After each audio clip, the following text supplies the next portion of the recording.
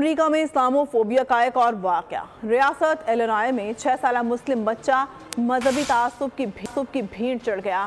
قاتل پولیس کی حراست میں ہے۔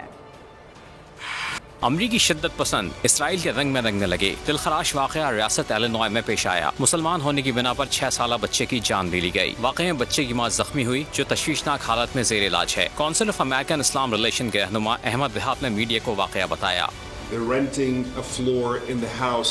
یہ خاندان ملزم کے گھر میں کرایہ دار تھا۔ دستک ہونے پر خاتون نے دروازہ کھولا تو ملزم نے گلا دبایا اور چاقو سے حملہ کیا۔ جان بچانے کے لیے خاتون باتھ روم میں چھپ گئی اور 911 کو کال کی۔ ماں نہ ملی تو ملزم نے بچے کو مار ڈالا۔ ننھے بچے نے 2 روز قبل ہی اپنی سالگرہ منائی تھی۔